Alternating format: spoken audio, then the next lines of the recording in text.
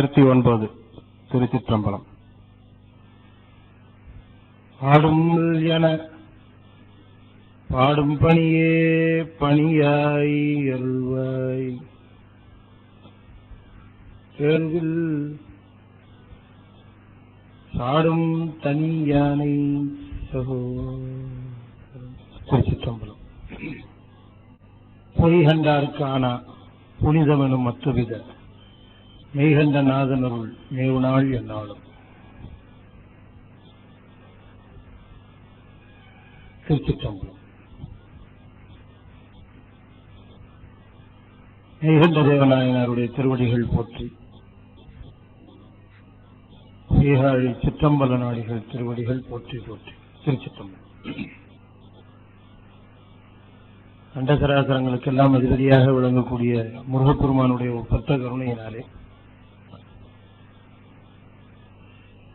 புரசை திருநெறி கழகமும் அருள்மிகு கமல விநாயகர் சத்சங்கமும் இணைந்து இன்று துவங்கி 12 நாட்கள் அருள் ஞான வேள்வியாக மெய்கண்டார் பரம்பரையில் வந்து திரு அவதாரம் செய்த சீகாழி சிற்றம்பல நாடிகள் அருளி செய்த புகழறு போதம் பற்றி சிந்திப்பதற்கு திருவருள் கூட்டியிருக்கிறது.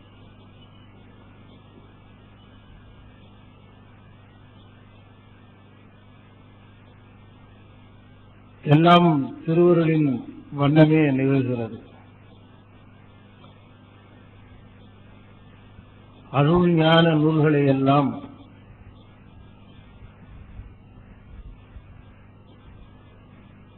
இந்த 21ஆம் நூற்றாண்டிலே சிந்திப்பது என்பதேதான் பெரிய தவமாக கருதப்படுகிறது. இன்றைய காலகட்டத்திலே தவம் என்பது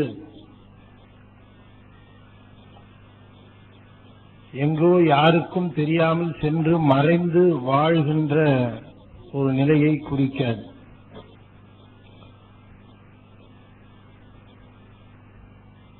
தினம் தினம் வாழ்கின்ற வாழ்வில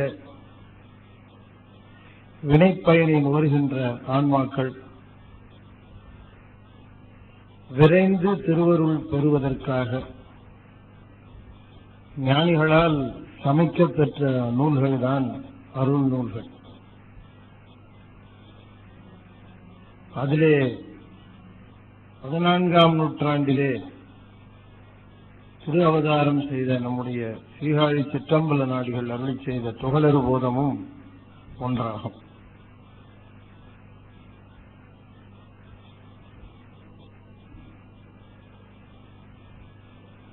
அடிப்படையாக சைவ சித்தாந்த கோட்பாடுகளை நாம் தெரிந்து கொண்ட பிறகு இப்படிப்பட்ட நூல்களை எல்லாம் சிந்திப்பது என்பது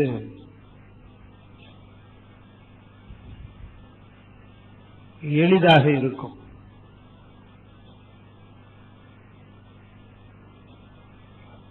அதனால் நாம் இந்த நூலுக்குள் செல்வதற்கு முன்பாக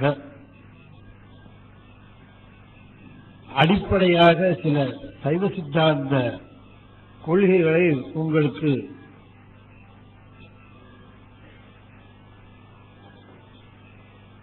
விளக்கிவிடலாம் என்று கருதுகிறேன்.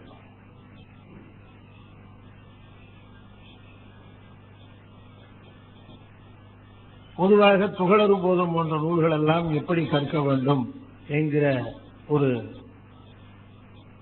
நெறிமுறையை நான் சொல்ல வேண்டும் என்றால் அது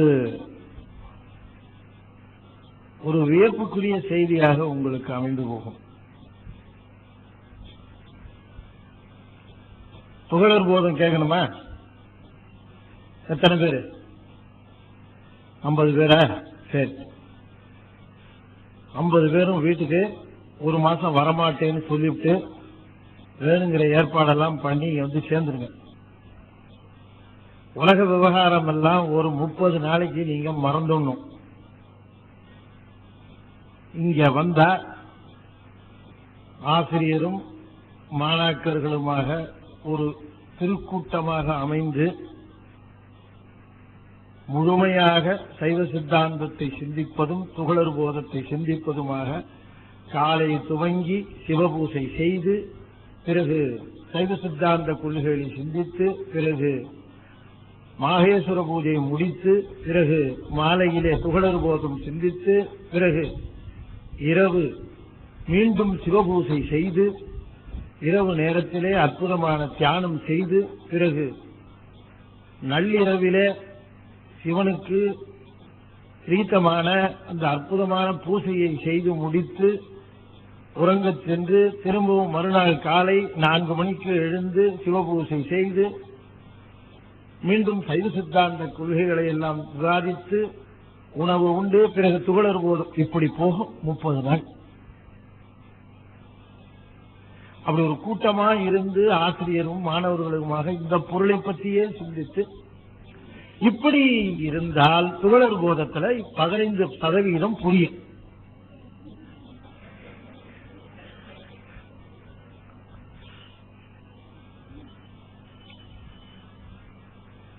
அப்படின்னா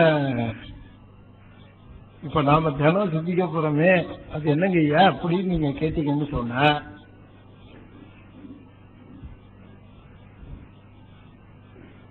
இதுல பாயிரத்துல சொல்றாரு, நூலை கேட்கறதுக்கு யாருக்கு தகுதி அப்படின்னு சொல்றாரு, யாருக்கு அதிகாரம் அப்படிங்கிறார். எதுக்காக சரவணனும் மணிவாசன் ஐயாவும் என்ன இந்த வம்பல மாற்றாங்கன்னு எனக்கு புரியவே இல்லை. ஆனாலும் மாற்றி விட்டாங்க. ஏன் வம்பல மாற்றாங்கன்னு சொன்ன,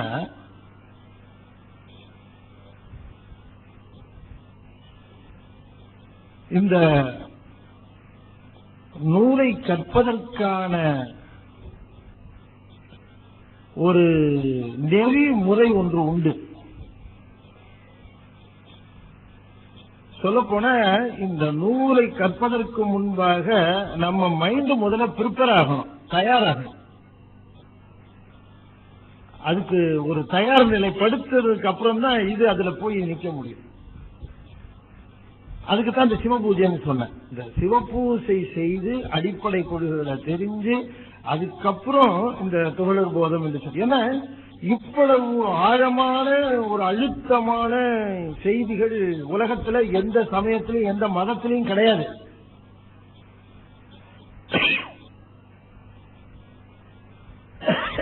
பக்குவம் பெற்றவர்கள்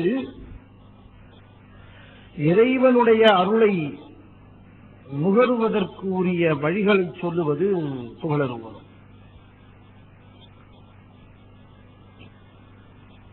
அதாவது இத வேறு விதமா சொல்லணும்னா,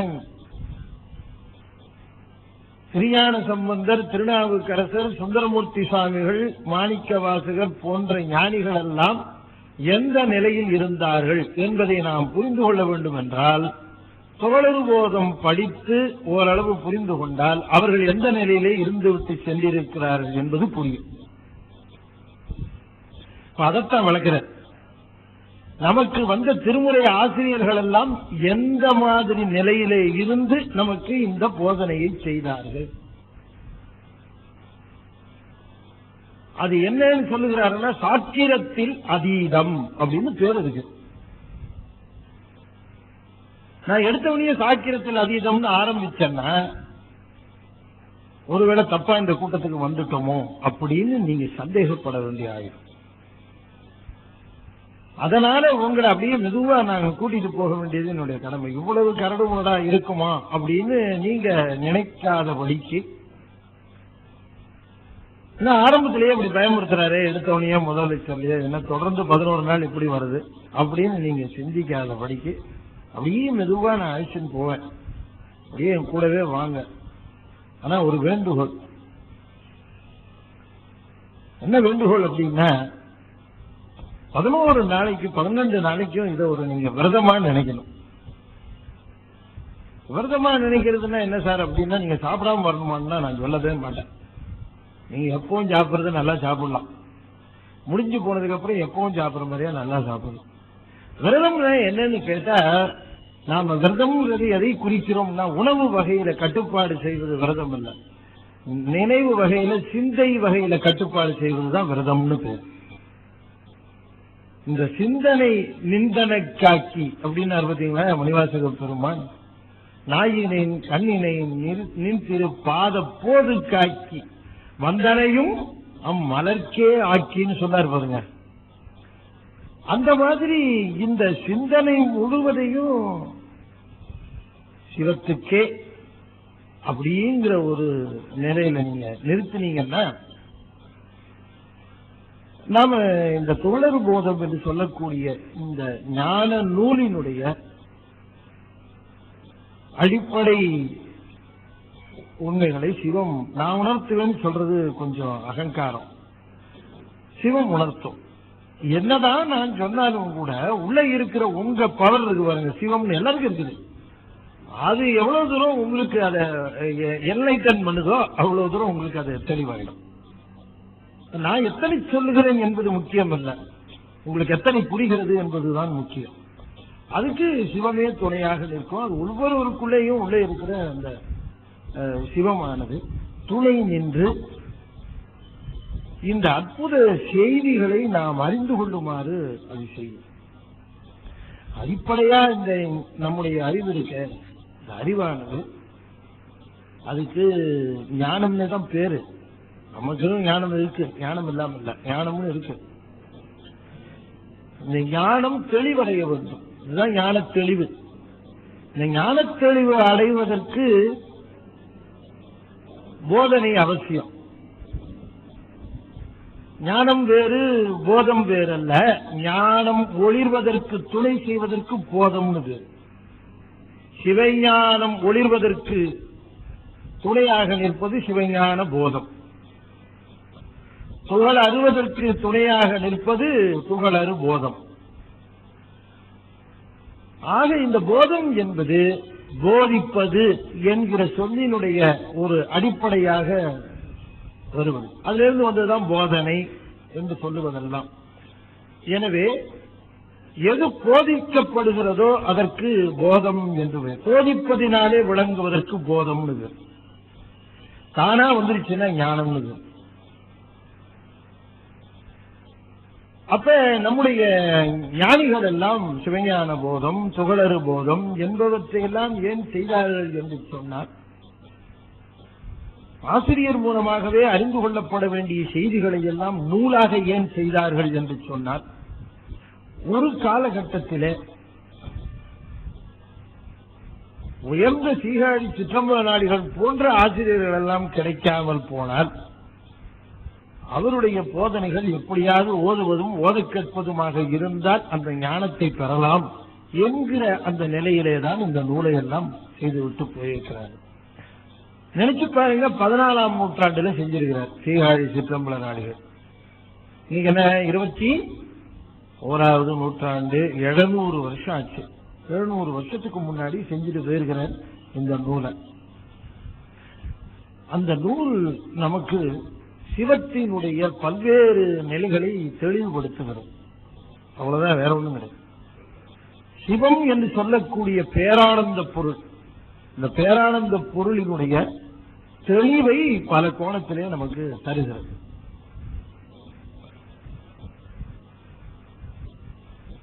இதுக்கு அடிப்படையா நாம ஒரு 2-3 செய்திகளை தெரிஞ்சுக்கணும்னு சொன்னேன். முதல் செய்தி சைவ சித்தாந்தத்தினுடைய அடிப்படையாக விளங்கக்கூடிய கொள்கை. அது எல்லாருக்கும் அநேகமா இங்க இருக்கிறவங்களுக்கு தெரியும். உங்களுக்கு மீண்டும் நினைவுபடுத்துவதற்காக அதை சொல்லுகிறேன். சைவ சித்தாந்தம் என்று சொல்லுவது ஒரு நெறி. சித்தாந்த சைவம் என்பது சமயம். சித்தாந்த சைவம் தான் ஒரு சமயம், அதனுடைய நெறி சைவ சித்தாந்தம். அது உங்களுக்கு அன்னைக்கே விளக்கி சொன்னேன் உங்களுக்கு. சரி, இப்ப இந்த சித்தாந்த சைவத்தினுடைய கொள்கை என்னன்னா 3 பொருள்கள் மட்டுமே உண்டு: பதி, பசு, பாசம். இதை நீங்க ஞாபகம் வச்சுங்க. முதல் கொள்கை இதுதான், அடிப்படை கொள்கை இதுதான். பதி, பசு, பாசம். இதுல பதி என்று சொல்லக்கூடியதற்கே அது முழுமையான ஞானமுடைய பொருள், அதாவது அறிவிக்காமலேயே அறிகின்ற பொருள், ஆனந்தமான பொருள், நிச்சயமான பொருள், அதுதான் பதி. பசு என்று சொல்லக்கூடிய ஒரு பொருள் இருக்கே, அது அறிவித்தால் அறிகின்ற பொருள், அறிவித்தால் அறிகின்ற பொருள். பதி என்ன சொன்னேன்? அறிவிக்காமலேயே அறிகின்ற பொருள். இது அறிவித்தால் அறிகின்ற பொருள். அறிவித்தாலும் அறிந்த பொருளை அனுபவித்துத்தான் அறியும், ஏகதேசமாகத்தான் அறியும். இப்படிப்பட்ட குறைகளை உடைய அறிவுடையது இந்த பசு என்று சொல்லுவது. எனவே பசு என்றாலும் உயிர் என்றாலும் ஆன்மா என்றாலும் ஒன்றையே குறிக்கிறது. பல்வேறு நிலைகளை வேறுபடுத்தி காட்டுவதற்கு அதை உயிர் என்றும் பசு என்றும் ஆன்மா என்றும் சொல்லுவது வழக்கம். சரி, இப்ப ரெண்டு பொருள் பார்த்துட்டோம். என்ன ஒண்ணு பார்த்தோம்? பதி பார்த்தோம், பசு பார்த்தோம். ரெண்டும் அறிவுடைய பொருள், அதான் முக்கியமானது. இந்த பசு என்று சொல்லக்கூடிய பொருள் இருக்கே, அது எப்பவும் துன்பத்தையே அடைந்து கொண்டிருக்கிறது. அது எப்படி எப்பொழுதும் இன்பத்தையே உடையதாக இருக்கிறதோ, இன்பப் பொருளாக விளங்குகிறதோ, இது எப்பவுமே துன்பப் பொருளாகவே விளங்குகிறது, துன்பத்தையே அனுபவிக்கிறது. இப்படி இரண்டாவது பொருளாக இருக்கிற இந்த உயிர் என்பது இறைவனால் படைக்கப்படவில்லை. இது ரொம்ப அடிப்படையா தெரிஞ்சது. இறைவன் உயிர்களை படைக்கவில்லை அப்படிங்கிறது தான் சைவ சித்தாந்தத்தினுடைய அடிப்படை கொள்கை. ஏன்னா நாம் இப்ப பல்வேறு சமய கொள்கைகளையும் கோட்பாடுகளையும் நாம காதல கேட்க வேண்டியிருக்கு, சொல்றது நாம படிக்க வேண்டியிருக்கு. அதுல சொல்லப்படுகிற கருத்தை நாம தவறா சைவ சித்தாந்தத்துக்கு அதை சேர்த்திடக்கூடாது. உயிர்களை இறைவன் படைக்கவில்லை அப்படிங்கறத நாம தெரிந்து கொள்ள வேண்டும். அப்ப உயிர்களுக்கு இறைவன் துணை செய்கின்றான், சகாயம் புரிகின்றான், அருள் நலம் புரிகின்றான். அந்த அளவுல தானே தவிர உயிர்களை இறைவன் படைக்கவில்லை என்கிற அடிப்படை கொள்கையை நீங்க நாம தெரிஞ்சு வச்சுக்கணும். இறைவன் உயிர்களை படைக்கலன்னு நீங்க எப்படி அவ்வளவு உறுதியா சொல்றீங்கன்னு கேட்டா ரொம்ப சிம்பிள். நான் ஏற்கனவே சொல்லியிருக்கேன்னு நினைக்கிறேன். அவன் படைச்சிருந்தா இது இவ்வளவு மோசமா இருந்திருக்காது. அதுதான் பதில், வேற ஒண்ணுமே கிடையாது. ஏன்னா இது எவ்வளவு மோசமா இருக்கு, எத்தனை குற்றத்தோட இருக்குது, இவ்வளவு குற்றத்தோட படைப்பான் அவன். அது எதுக்கு படைக்கணும்? இவ்வளவு குற்றங்களோட படைக்கணும் எதுக்கு? தேவையே கிடையாது, படைச்சிருக்கவே மாட்டான். அப்படி இது ஏற்கனவே குற்றங்களோட இருக்கிறத பார்த்துட்டு இதனுடைய குற்றம் களைந்து இந்த துன்பத்தை நீங்கி இன்பம் அடைய வேண்டும் என்பதுதான் அவனுடைய நோக்கம். அதுக்காகத்தான் வந்தான். உயிரை படைச்சு அதுக்கு துன்பத்தை கொடுத்து இது வேலையற்ற வேலை, இது செய்வானா போய் இறைவன்? இல்ல இல்ல, உயிர்கள் துன்பப்படுவதை பார்க்கிறான், ஓயாம துன்பப்படுது. இது இவ்வளவு துன்பப்படுகிறதே, இதற்கு இன்பம் நலன் செய்வோம். அப்ப இதை துன்பப்படுவதற்கு காரணம் ஏன் அப்படின்னு பார்க்கிறார். இந்த அறிவுடைய பொருள்கள்லாம் இன்பம் தான் அடையணும், ஆனா இது துன்பம் அடைகிறது. அப்ப ஏன்னு பார்த்தா அறிவு விளங்காமல் இருக்குது.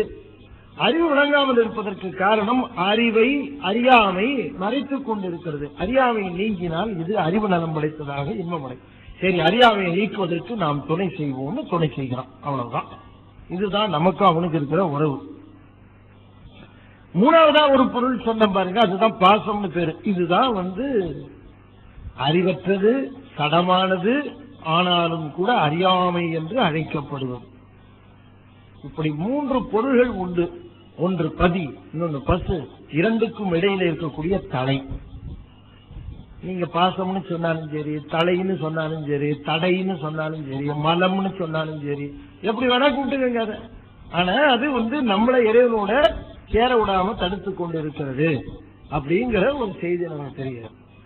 அந்த மூன்று பொருள்கள், இந்த பதி பசு பாசம் என்று சொல்லக்கூடிய மூன்று பொருள்களினுடைய தன்மையும், எது எதோடு சேர்ந்து இருக்கிறது, எது எதை விட்டு விலக வேண்டும், எது எதோடு சேர வேண்டும் என்கிற கொள்கைகளை விளக்குவதுதான் சைவ சித்தாந்தம்.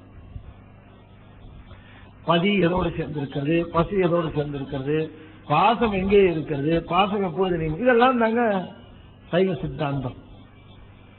சரி, நாம தொடர்ந்து துன்பம் அனுபவித்துக் கொண்டேதான் இருக்கிறோம். இந்த துன்பத்தை நீக்குவதற்குத்தான் இறைவன் பல்வேறு விதங்கள்ல தானே வரலன்னு தன்னுடைய ஞானிகளை எல்லாம் அனுப்புறான். தன்னுடைய நோக்கத்தை நிறைவேற்றுவதற்காக ரொம்ப நல்ல ஆன்மாக்களை அனுப்புகிறான். அனுப்புறதுதான். இப்படி பள்ளியிலே ஆசிரியர்கள் இருந்து மாணவர்களுடைய அறியாமையை போக்குவதற்காக வருகிறார்களோ அதுபோல ஆசிரியர்கள் வருகிறார்கள் இங்கே ஆன்மாக்களினுடைய அறியாமையை போக்குவதற்கு. எல்லா பையனும் வாத்தியார் சொல்றதை கேட்டுறானே, வம்பு பண்றவன் எத்தனை பேர் இருக்கான்? நான் எதுக்கு படிக்கணும்னு கேட்கறவன் எத்தனை பேர் இருக்கான்? படிச்சு என்ன ஆக போகுதுன்னு கேட்கறான். நீ போய் பாடம் நடத்துறமா போனமான்னு போ, பேசாம எழுதுறது எழுதாது என் இஷ்டம் இப்படியே சொல்றான் பையன். உனக்கு என்ன அதை பத்தி? உனக்கு எதுக்கு சம்பளம் கொடுக்குறாங்க? பாடம் நடத்துறதானே நடத்திட்டே இல்ல அப்படிங்கிறோம். ஆமா, இப்ப கல்லூரி மாணவர்கள் தான் அப்படிதான் கேட்கிறேன். நான் எதுக்கு வரேன்னு தெரியுமாங்கிறான் ஒருத்தன். எதுக்கு வர தெரியுமா? 75% அட்டண்டன்ஸ் இருந்தாதான் பரீட்சை எழுதலாங்கிறாங்க. அதுக்காக வரேன். நீ என்ன தொந்தரவு எல்லாம் பண்ணாத, நான் பாட்டுக்கு பின்னால இருக்கேன், நீ பாட்டுக்கு நடத்தி நீ பாட்டுக்கு போங்க. ஆசிரியர்களா இருக்கிறவங்களுக்கு தெரியும் இன்னைக்கு மாணவர்கள் எப்படி இருக்குது, எப்படி பாடம் நடத்தப்படுகிறது.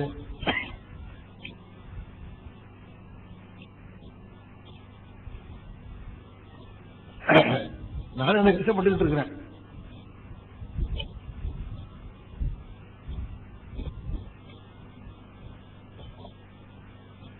இறைவன் ஆசிரியர்களை அனுப்பிச்சா கூட எல்லாரும் பயன்பெற்றுவதில்லை.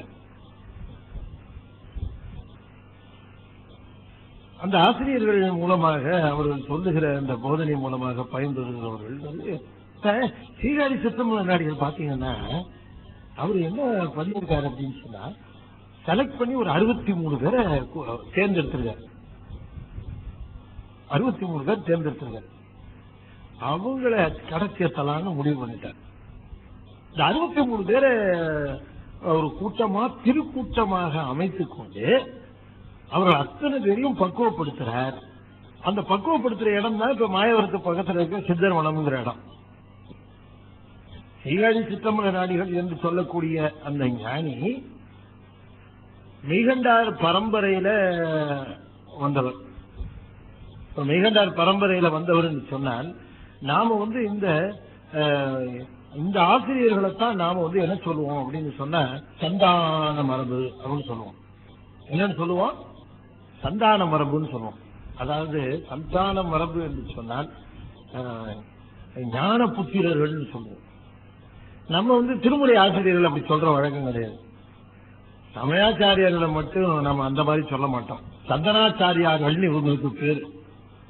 இந்த குரு மரபு, அந்த குரு சீடனை கூட சந்தானம் தான் சொல்லுவாரு. புத்திரர், ஞான புத்திரர், அவர் ஞான தந்தை அப்படின்னு சொல்லுகிற வழக்கம். நம்ம நால்வர் என்று சொல்லுவது போல இங்க நால்வர் இருந்தாங்க. நால்வர் யாராருன்னு உங்களுக்கு தெரியும்.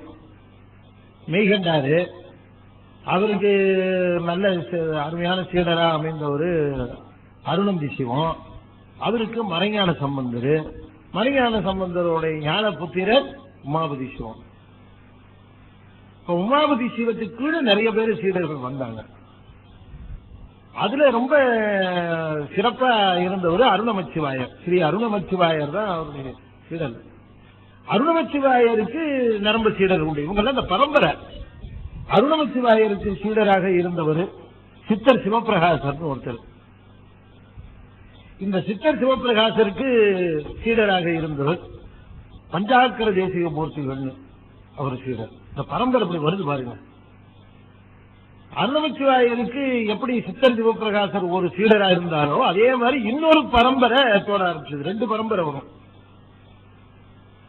உமாபதி சிவம், அருணமச்சிவாயர். அருணமச்சிவாயருக்கு இன்னொரு கிளை காளி கங்கை. சீர்காழியில காளி கங்கை மெய்கண்ட தேவநாயனாருடைய பரம்பரையாக, மெய்கண்ட தேவர் பரம்பரையாக இன்னொரு பரம்பரை வந்தது. அதுல காளி கங்கை பரம்பரையில மெய்கண்டார் பரம்பரை, காளி கங்கை மெய்கண்டார் தான் அவருடைய ஞான புத்திரராக இருந்தவர் தான் நம்முடைய சீர்காழி சிற்றம்பல நாடிகள்.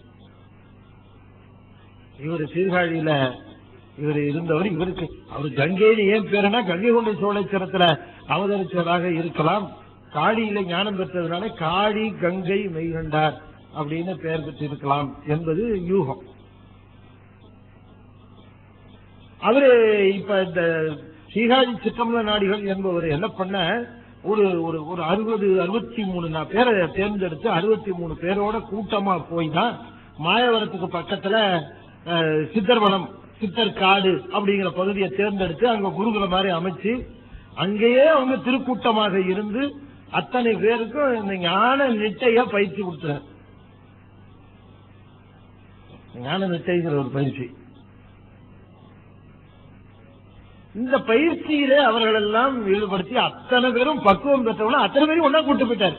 பாருங்க அங்க இருக்கிறது. நீ அதை இருந்துட்டு பின்னால வந்துட்டு போல. இப்ப எந்த ஆசிரியராவது கூப்பிட்டா மாணவன் போவானா? வந்து வேலை முடிஞ்சிச்சுரா நான் போலான் இருக்கேன் வரியா அப்படின்னா போவானா? நீங்க போயிட்டு வாங்க ஐயா, போயிட்டு தபால் முடிஞ்சா போட்டு விடுங்க, நாங்க இங்கேயே இருக்கிறோம் அப்படிதான் அனுப்பிச்சு வைப்போம். 63 பேரும் ஆசிரியரோட போயிட்டாங்க. ஒன்னா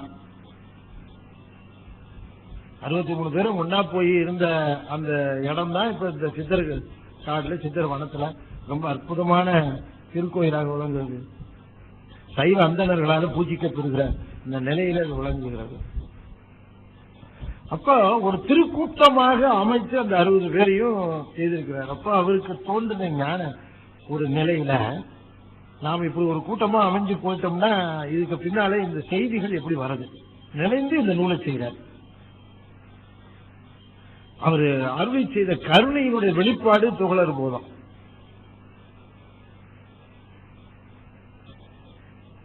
இந்த துகளறு போதும் என்று சொல்லக்கூடிய நூலை அவர் செய்வதற்கு அடிப்படையான காரணம் என்ன அப்படின்னு சொன்னா,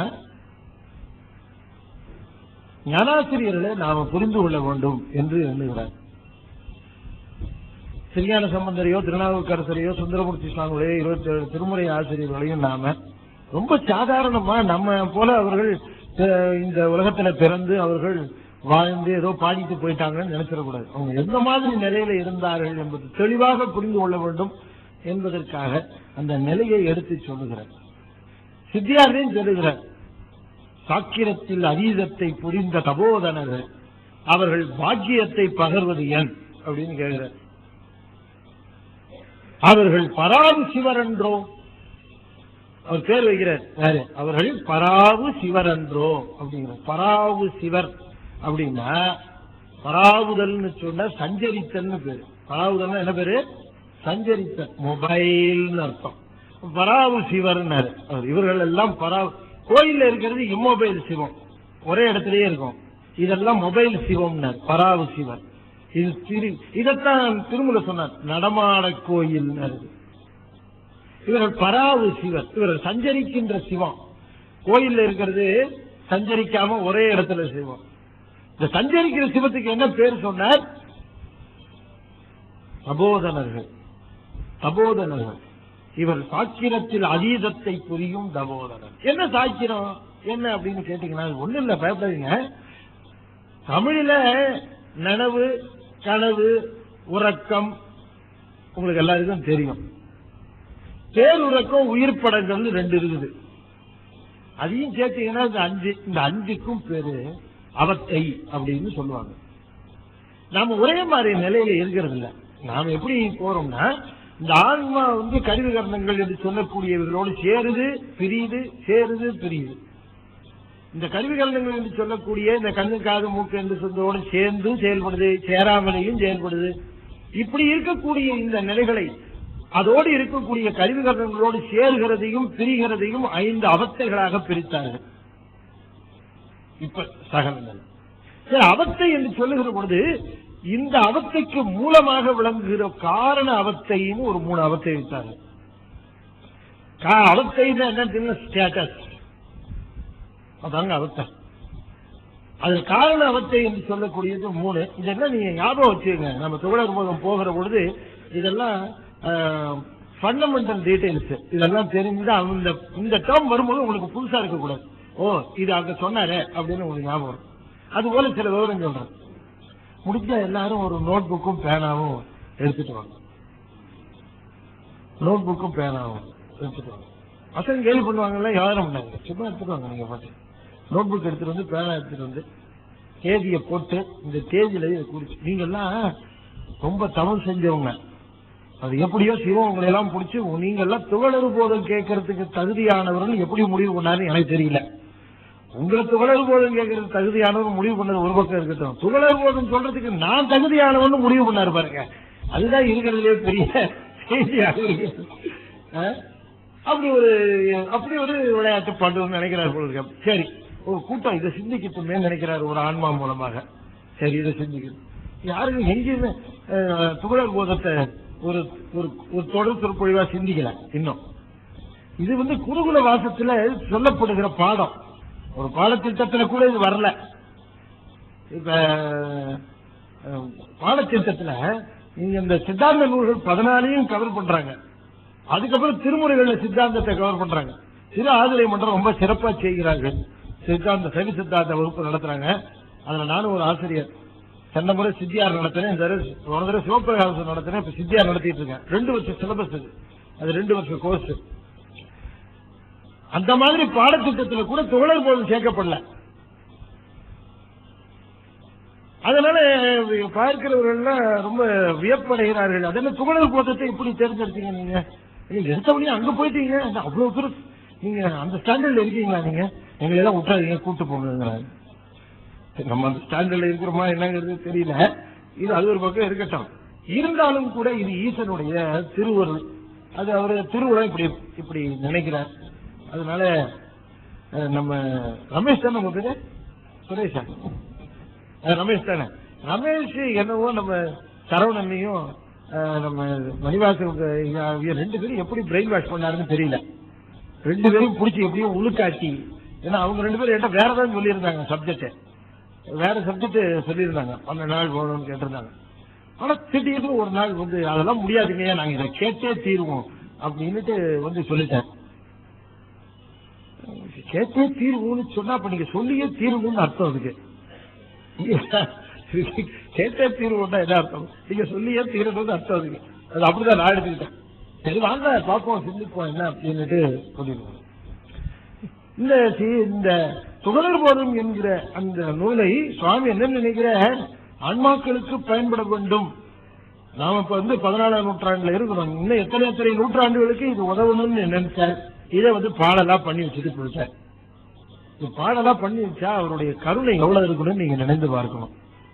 சொல்லனாத கருணை, வார்த்தைகளால விவரிக்க முடியாத கருணை. அந்த கருணையின் வெளிப்பாடுதான் இந்த பாடல்கள் அவர் செய்திருக்கார். இப்ப நான் இந்த ஸ்டேட்டஸ் சொன்ன பாத்தீங்களா, நாம என்ன பண்ணுவோம்?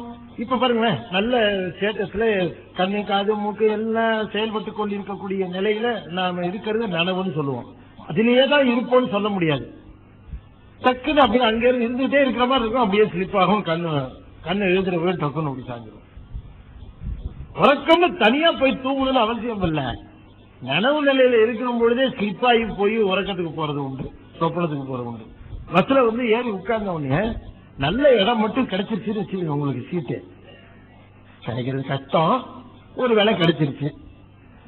அப்படி கிடைச்சிட்டு பஸ்ஸுக்குள்ள கொஞ்சம் காலியா இருந்துச்சுன்னு வச்சுக்கோங்க, கண்டக்டர் டிக்கெட் வாங்கணுங்கிறது கூட உங்களுக்கு மறந்து போயிடும். பஸ் டிரைவர் கிளப்பினோடனே தூங்கிடுவீங்க இல்லையா? அது அப்படியே ஒண்ணு ஸ்லிப் ஆயிடும். ஏன்? அது நனவுங்கிற நிலையிலிருந்து கனவு உறக்கம்ங்கிற நிலைக்கு அப்படி மாறி மாறி போகிறோம். அப்படி போகிற இந்த நிலைகளைத்தான் அவத்தை என்று சொன்னார். இதுக்கு மூலமா இருக்கக்கூடிய அவத்தைகள் காரண அவத்தைகள்னு 3. இது 5, அது 3. இந்த காரண அவத்தைங்கிறது என்னங்கிறது நீங்க தெரிஞ்சுக்கங்க. முதல்ல கேவலம், அப்புறம் சகலம், அப்புறம் சுத்தம் அப்படிங்கிற 3 அவத்தை. அது என்ன கேவலம் சகலம் சுத்தம் அப்படின்னு கேட்டா, கேவலம் என்பது இந்த உயிர் இருக்கு பாருங்க, ஆன்மா. இது உடம்பெல்லாம் இல்ல, ஒன்றுமே கிடையாது. இதுக்கு கருவி கரணங்கள்லாம் கிடையாது. இதுக்கு இந்த பிறப்பு எடுப்பதற்கு முன்பாக இல்ல, இந்த பிறப்பு இல்லைங்க, எல்லா பிறப்பும் எடுக்கிறதுக்கு முன்னாடி எப்படி இருந்துச்சு அப்படின்னு பார்த்தா, அது ஆணவம் என்று சொல்லக்கூடிய ஒரு பெரிய மலமாகிய அறியாமையில மூழ்கி உள்ள அப்படியே கிடந்தது. கண்ணற்ற குழவி போல காரிருளில் மூழ்கின. கண் இல்லாத குழந்தை ஒரு பெரிய ரப்பர் டியூப்ல குள்ளுக்குள்ள போட்டு அதை டைட்டா மூடி கடலுக்கு அடியில கொண்டு போய் போட்டா எப்படியோ அது மாதிரி கிடந்தோம் நான் இந்த இருள்ல. அப்ப பாருங்க எவ்வளவு பெரிய இருள்னு பாருங்க. இருள்னாலும் இருள், அப்படிப்பட்ட இருள். அந்த இருள் இருந்துதான் நம்மளை தூக்கிட்டு வந்திருக்கிறாரு. அப்ப அந்த இருளுக்கு கேவலம்னு பேரு. இந்த கேவலத்தை கூட 2ஆ பிரிப்பாங்க. ஒன்னு ஆதி கேவலம், இன்னொன்னு அனாதி கேவலம். அனாதி கேவலம்ங்கிறது இந்த பிறப்புகள் ஆரம்பிக்கிறதுக்கு புல்லாக ஆரம்பிச்சிருக்கோம்ல, அந்த புல்லுங்கிறதுக்கு முன்னாடி நிலையில பிறப்பே துவங்கிறதுக்கு முன்னாடி இருந்தோம் பாருங்க, அதுதான் அனாதி கேவலம். பிறப்பு எடுக்க ஆரம்பிச்ச உடனே ஒவ்வொரு பிறப்பும் முடிஞ்சவனே இதுக்கு தான் போயிடுவோம், கேவலத்துக்கு போடுவோம். உடம்பு போனவனே கேவலத்துக்கு போயிடுவோம். உடம்பு நீங்கிற உடனே மரணம் அடைகிற உடனே ஒரு உயிர் ஒருத்தர் மரணம் அடைந்த உடனே அந்த உயிர் என்ன பண்ணுது, உடம்பை இழந்துருது. இழந்த உடனே அது கேவலத்துக்கு போயிடும். அதனாலதான் அதுக்கு ஒரு சமாரம்னு பேரு. அது நித்தியம். அந்த சங்காரம் அது சுவாமி செய்கிறார். அந்த ஊழி நடக்குது, ஒவ்வொரு உயிருக்கும் ஒரு ஊழி நடக்குது. எல்லா உயிருக்கும் சேர்த்து ஒரு ஊழி செய்கிறார். பிரம்மாவுக்கு ஒரு செய்கிறார், அது பிரம்ம சங்காரம். விஷ்ணு இருக்கும்போது விஷ்ணு சங்காரம், உருத்திர சங்காரம், இப்படி பண்றாரு அவர் சுவாமி. அப்ப இந்த சங்காரம் நடக்கிற பொழுது என்ன ஆகுதுன்னு கேட்டீங்கன்னா, இந்த உடம்பை இழந்த உடனே இது இருளுக்கு போய்விடுங்க. இதுக்கு பேரு ஆதி கேவலம்னு. இந்த ஆதி கேவலத்துக்கு போயிட்டு தான் வருது. அப்ப அது ஒண்ணுமே கிடையாது, வெறும் டார்க்னஸ். எப்ப எங்க பார்த்தாலும் இருள் தான். அந்த மாதிரி இருள் பார்த்திருக்கீங்களா நீங்க? அந்த மாதிரி இருள் நான் ஒரே ஒரு தடவை அந்த இருள் பார்க்க வேண்டிய வாய்ப்பு கிடைச்சு. அந்த இருளுக்கு பேரே ஊழி இருள்னு பேரு. அந்த இருள் ஊழி இருள் பேரு. இந்த கங்கை கொண்ட சோழபுரத்துக்கு போகும்போது ஒரு தடவை காட்டினாங்க. நான் சொல்லியிருக்கேன் நினைக்கிறேன். சொன்ன உங்கள்கிட்ட சொல்லலையா? கங்கை கொண்ட சோழபுரத்துக்கு போன போது அங்க அரியலூர்ல ஒரு சொற்பொழிவு. அங்க போனப்ப என்ன பண்ணாங்க, அங்க மதிய நேரத்துல அந்த ஏற்பாடு பண்ணவரு, ஐயா வாங்க கங்கை கொண்ட சோழபுரம் போயிட்டு வரலாம் அப்படின்னாரு. சரி கிளம்பி போனேன். கங்கை கொண்ட சோழபுரம் கங்கை கொண்ட சோழை சரத்தானே அற்புத தெய்வம் இதனின் மற்றுண்டே வருதுல்ல. திருவிசை திருப்பூர்ல இந்த திருவிசை பாட்டு பாடினது. கங்கை கொண்ட சோழை சரத்தானே அற்புத தெய்வம்ங்கிறது. அது அற்புத தெய்வம் ஏன் சொன்னாருங்கிறது காரணம் இப்ப சொல்ல ஆரம்பிச்சேன்னா இதை மட்டும் தான் சொல்லியிருக்க முடியும். நான் சொல்ல வந்து செஞ்சபடி சொல்லுவேன். அங்க என்ன பண்ணாங்க, அங்க நமக்கு ரொம்ப வேண்டிய அழைச்சிட்டு போனது. ஐயா நீங்க மேல போயிடலாம் வாங்க. அங்க இருக்கிறவங்க சொன்ன மேல இப்ப அலோடு கிடையாதுங்க, கீழே மட்டும்தான் அப்படின்னு. அப்புறம் என்னையும் யாரையோ பார்த்துட்டு வந்து வாங்க ஐயா போலான்னு சொல்லி மேல கூட்டிட்டு போனார். அங்க மூலவருக்கு மேலேயே இந்த இது தஞ்சை பெரிய கோயில் மாதிரி மூலவருக்கு மேலேயே விமானம் இல்லாம அந்த பெரிய கோபுரம் மேலேயே இருக்கும். அது ஒரு அமைப்பான முறை. அப்பா செஞ்ச மாதிரியே பிள்ளையும் செஞ்சான். அப்பா ராஜராஜ சோழன் செஞ்சாரு தஞ்சாவூர், நாமும் செய்யணும். கங்கை கொண்ட பிறகு இவன் செஞ்சான் ராஜேந்திரன். இந்த இடத்துல அந்த மேல் ஃபர்ஸ்ட் டயர் அதுக்கு கூட்டிட்டு போனார். ஃபர்ஸ்ட் டயருக்கு கூட்டிட்டு போகிற பொழுது எதுக்கு கூட்டிட்டு போனாருன்னா, சுவாமியை வந்து மேல இருந்து தரிசனம் பண்றது. அந்த ஈசான முகம் தரிசனம் அங்க இருந்து கிடைக்கும். அத அவன் பார்த்து தரிசனம் பண்ணி ஆனந்தம் அடைஞ்சிருக்கான். அதுக்குன்னே மேல பாத்தீங்கன்னா அங்க தாரபாத்திரம் அது தொங்கும். எப்பவுமே பாத்தீங்கன்னா சரசுக்கு மேல தாரபாத்திரம் தொங்கும் சிவலிங்கத்துக்கு மேல. அந்த தாரபாத்திரத்துக்கு மேல ஸ்கொயரா ஒரு கட் பண்ணிட்டான். கட் பண்ணி சுவாமியினுடைய 4 திருமுகங்களும் பார்க்கிற இடம் உங்களுக்கு தெரியும். அது பெண்ணாகடத்துல பார்க்கலாம் நீங்க. ஒவ்வொரு சிவன் கோயிலுங்க ஒரு அற்புத கலைஞானுங்க. நாம சிவன் கோயில என்னவோ சிவலிங்கத்தை பார்த்துட்டு கணத்துல போட்டு ஓடி வந்துடுறோம். ஒவ்வொரு சிவன் கோயிலையும் எப்படி கட்டியிருக்காங்க தெரியுங்களா? அப்பா அனுபவத்தின் வெளிப்பாடு தாங்க அந்த கோயில். ஒரு கோயிலும் நீங்க போய் அந்த இடத்துல நின்று அதுல டியூன் ஆகணும். அங்க டியூன் ஆகி அந்த வைப்ரேஷன் வர ஆரம்பிச்சதுன்னு வச்சுங்களேன், அப்ப தெரிகிற ஒரு ஆனந்த அனுபவம் சொல்லவே முடியும். அப்பதான் உங்களுக்கு சுழுமுனை வழியா காத்து போயிட்டு இருக்குன்னு அர்த்தம். எப்ப நீங்க ஆனந்தத்தை அனுபவிக்க முடியும்னா, இடா நாடியும் பிங்களா நாடியும் வழி போற காத்து எப்ப யோக நிலையில அந்த சுருமண நாடி வழியா அப்படி போகுதோ அப்ப போய் ரீச் ஆகும். டக்குன்னு பாத்தீங்கன்னா ஒரு சிலிப்பு வரும், ஒரு ஆனந்தம் வரும், எல்லாரும் அடையும். அது வந்து பிராக்ஷன் ஆஃப் செகண்ட் தான் கிடைக்கும், அதுக்கப்புறம் கிடைக்காது. இது கூட ஏன் கிடைக்குது தெரியுதுங்களா? இது கூட நீங்க பக்தியா பூஜை கீஜை பண்ணிட்டு கோயில் போயிட்டு என்னவோ பண்றீங்க பாருங்க, இதுல நெட் ரிசல்ட்டா எங்கேயாவது எல்லா பக்கத்தையும் தேடி பார்த்து வாத்தியார் நம்பர் 1.5 மார்க் போடுவார். மொத்த பேப்பர் அங்க இங்க போட்டு அது மாதிரி நம்முடைய மொத்த பூஜைக்கு ஏதாவது ஒரு மார்க் போட்டு வைப்பாங்க. அதுல கிடைக்கிற ஆனந்தம் அது தப்புன்னு கிடைச்சிருவாங்க. சில பேருக்கு ஒரு 2 நிமிஷம் கிடைக்கும், 3 நிமிஷம் கிடைக்கும், அது கிடைச்சிரும். அந்த ஆனந்தத்தை அனுபவிச்ச என்னவோ படிச்சேன், என்னவோ மாதிரி இருந்தது, என்னவோங்க இது அப்படின்ட்டே சொல்லிட்டு இருப்பாங்க. என்னன்னு சொல்ல முடியாது கடைசி வரைக்கும். அப்படிப்பட்ட ஒரு பேரானந்தத்தை அது அனுபவிக்கிற நிலை என்னன்னு கேட்டா சுருமுனா நாடி வைப்ரேட் ஆகுதுன்னு அர்த்தம். எப்பப்பெல்லாம் சுருமுனா நாடி வைப்ரேட் ஆக ஆரம்பிக்குதோ அப்ப எல்லாம் தான் இந்த இன்பத்தை நாம அனுபவிப்போம். நீங்க அனுபவிக்கும் போது நினைச்சீங்க அது ஏதோ அது வைப்ரேட் ஆகுதுன்னு நினைச்சீங்க. இத பர்மனண்டா வைப்ரேட் பண்றதுக்கு தான் வழி வகையெல்லாம் சொல்லி இருக்காங்க.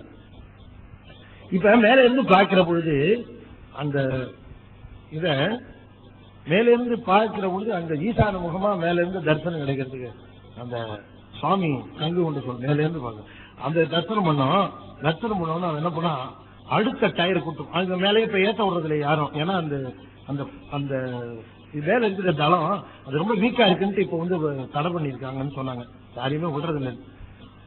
அத சுத்தி வர்றதுக்கு ஒரு பாதை இருக்குது.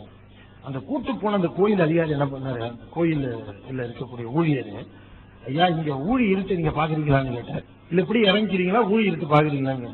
இது இல்லையா ஊழி இருட்டுன்னு இருக்குங்க ஐயா. அவரு உடனே அப்படியா கையில எவ்வளவு பெரிய டார்ச் லைட் எடுத்துக்கிட்டார். நல்லா கவனமாக இருக்கும். கையில எவ்வளவு பெரிய டார்ச் லைட் எடுத்துக்கிட்டு சொன்னார், ஐயா என் பின்னாடியே வாங்க. வந்து அந்த வலமா போற இடத்துல வந்து இந்த இடத்துல டார்ச் லைட்டை காட்டிட்டே வருவேன். டார்ச் லைட்டை ஆஃப் பண்ணார். ஆஃப் பண்ண உடனே உங்களுக்கு எங்க இருக்கிறோன்னு கூட தெரியாத அளவுக்கு ஒரு அந்தகாரம் சூழும். இதை ஊழி இருக்குன்னு சொல்லியிருக்காங்க ஐயா. நீங்க நம்ம பார்த்துட்டு அதுக்கப்புறம் உங்களுக்கு பயமா இருந்தா சொல்லுங்க, நான் டார்ச் அடிச்சிடுறேன் அப்படின்னா. நீங்க வந்து கொஞ்சம் மூவ் பண்ணுங்க, அதுக்கப்புறம் மேல போகாதீங்க. நான் திரும்ப டார்ச் அடிச்சதுக்கு அப்புறம் நம்ம மூவ் பண்ணி வரலான்னு கூட்டி கொண்டு காட்டினேன். உண்மையிலேயே அவர் அந்த டார்ச் லைட்டை ஆஃப் பண்ண உடனேயே அந்த ஒரு 5-20 வினாடிகள் இருக்கும்னு நினைக்கிறேன். அந்த அந்தகாரம் சூழ்ந்தது பாருங்க. இது உண்மையிலேயே ஊழி இருக்குதான். அப்படி ஒரு பிச்சு டார்க்னஸ் ஆங்கிலத்துல. அந்த பிச்சு டார்க்னஸ் எல்லாம் பிச்சை வாங்கணும் போல இருக்கு. அந்த மாதிரி ஒரு டார்க்னஸ் அப்படியே சூழ்ந்து பார்த்தீங்கன்னா ரொம்ப ஒரு பயங்கரமா இருந்தது. உண்மையிலே அது ஒரு அனுபவம். அது என்னால உங்களுக்கு அவ்வளவு இதுக்கு மேல சொல்ல முடியல. இதுக்கு மேல என்னத்தை தெளிவு பண்ணது தெரியல. அது அனுபவிச்சவங்களுக்கு இருந்து அப்புறம் கூட்டு கொண்டு டார்ச் லைட் அடிச்சாரு, கூட்டு கொண்டு சேர்த்தாரு. அங்க இருக்குது அந்த ஊழி இருள்ல இங்கேயே காட்டுறாரு. இந்த ஊழி இருள்ல மூழ்கி கடந்ததுதான் கேவல நிலை அல்லது கேவல அந்த கேவலம் என்று சொல்லக்கூடிய காரண அவத்தை. கேவலம் ஒண்ணு. அப்புறம் உடம்பெல்லாம் கொடுத்துட்டாரு. இந்த கவிகரணம் கொடுத்த உடனே இந்த டார்ச் லைட் அடிச்ச உடனே கொஞ்சம் தெம்பு வந்தது பாத்தீங்களா? அதுதான், வேற ஒண்ணும் கிடையாது. இப்ப இருள்ல மூழ்கி கிடந்ததுக்கு டார்ச் லைட் கொடுத்த மாதிரி இந்த மாயா தனு விளக்குன்னு இந்த விளக்க கொடுத்தாரு. இதுதான் சகலம்னு பேரு. இது சகலாவத்தைன்னு பேரு. இந்த சகலாவத்தையை தாண்டி இந்த உடம்பு கருவி கரணங்களோடு இருக்கிற பொழுது என்னென்ன செய்யணுமோ அத்தனையும் செய்து இது எதுக்காக கொடுத்திருக்காருன்னு தெரிஞ்சுக்கிட்டு இது கொடுத்தது இதனாலதானா அப்படின்னு தெரிஞ்சு அதனால ஏற்படுகிற அதுல என்னென்ன ப்ராசஸ் எல்லாம் வைக்கிறாருன்னா நிறைய படிநிலைகள் வைக்கிறார். இந்த படிநிலைகள்ல ஆரம்பிக்கும் போது பாத்தீங்கன்னா 2 புண்ணியம், ஒன்னு அபுத்தி பூர்வம், இன்னொன்னு புத்தி பூர்வம். இதுக்கு பிறகு சரியை கிரியை யோகம். இந்த சரியை கிரியை யோகத்தையும் உபாயச்சரியை, உபாயக்கிரியை, உபாய யோகம், உபாய ஞானம், அதுக்கப்புறம் உண்மை சரியை, உண்மை கிரியை, உண்மை யோகம், இப்படி பெரிய படிநிலைகள் எல்லாம் இது கடந்து வந்த உடனே இது உணர்ந்து கொள்ளுகிறது. ஆகா, பேரருளாக இருக்கக்கூடிய பெரும்பொருள் ஒன்று அல்லவா இத்தனை நாள் துணை செய்கிறது என்று அது என்ன ஆரம்பித்த உடனேயே அதற்கு உடனே ஆணவ மலமானது தேய ஆரம்பிச்சு. இதுனா நம்மால ஒண்ணும் கிடையாது, இது நாம என்ன போல இருக்குது அப்படின்னு ஆணவ மலம் தேய ஆரம்பிச்ச உடனே சத்தினிபாதம் என்று சொல்லக்கூடிய அருள் வீழ்ச்சி நிகழ்ந்த உடனே இருவினை ஒப்பு வந்துடும். இருவினை ஒப்பு வந்த உடனேயே, இருவினை ஒப்புனா என்ன? நல்லது வந்தாலும் சந்தோஷம் இல்லை, கெட்டது வந்தாலும் துக்கம் இல்லை, எல்லாம் ஒண்ணுதாயா அப்படின்ட்டு போறது. எது வந்தா என்ன ஆக போகுது? இப்ப நமக்கு ஒன்றும் ஆக போறது கிடையாது. நல்லது வந்தாலும் ஓகே, கெட்டது வந்தாலும் ஓகே. ஏன் அப்படின்னு சொன்னா, நல்லது வந்தாலும் கெட்டது வந்தாலும் இங்க இருந்து கிளம்ப போறாங்க நாம தான். இதுல என்ன இருக்கு? நல்லது வந்தா என்ன, கெட்டது என்ன அப்படின்னு ஒரு நிலை வருது. இருவினை ஒப்பு வந்த உடனேயே இது கேவலாவத்தையிலிருந்து இந்த சகலாவத்தைக்கு வந்தது பாருங்க. இந்த சகலாவத்தையிலிருந்து அது ஸ்டேட்டஸ் 3வது ஸ்டேட்டுக்கு போறோம். அதுக்கு பேரு சுத்தாவத்தைன்னு. இப்ப எத்தனை அவத்தை சொன்னேன்?